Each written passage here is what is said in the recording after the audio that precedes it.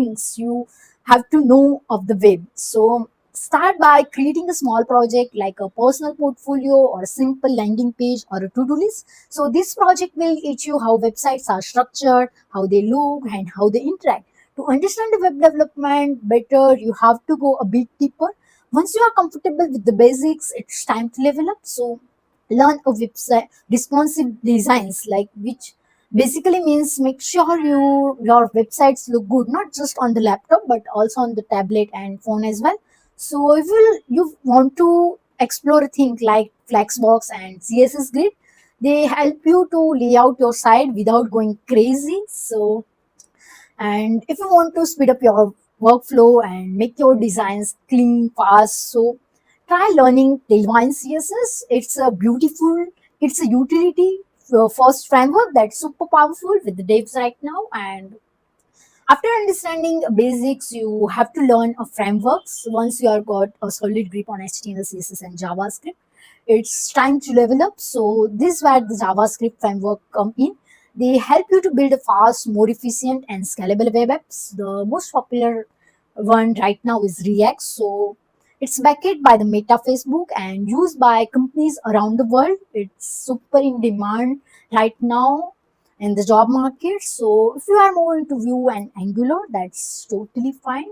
That's great too. But if your goal is job opportunity or freelancing gig, React is most popular. So once you are comfortable with React, definitely check out the Next.js. It's built top of the React, and it's amazing for creating fast, SEO friendly, and production ready websites. So, but remember, don't try to learn all the framework at once and build a project with it.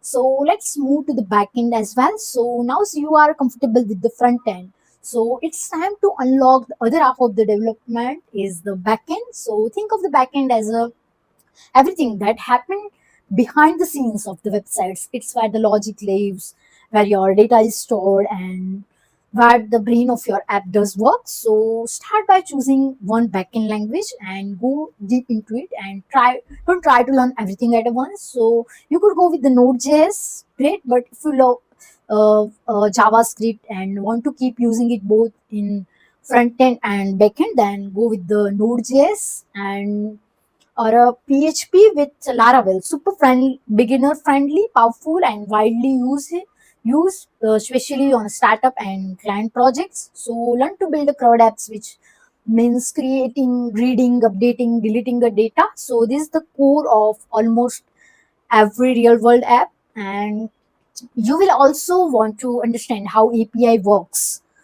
They let your front end and back end talk to each other. So learn to connect with the database like MySQL, MongoDB. So your app can store and retrieve data and build something like blog, user login system, or a task management system that where the magic of full stack development really begin by doing this project. And let's talk about the full stack project, putting all together. So you have learned a front end, you have explored a back end, now it's time to combine them.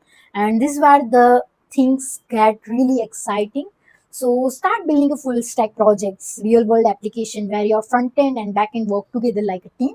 So a blog app with the login system and a post editor, an e-commerce website with the products, cart, checkout, and a task manager that stores and updates user data. This project challenge you to think end to end, from how the user interact with the page or how data gets stored and how it's come back to the screen, right? So this is the step where your confidence boosts because you are no longer in following tutorial, but you are building a complete working app, right? Apps. So after that, you have to build something awesome, but that is great. But now it's time to share it with the world. So for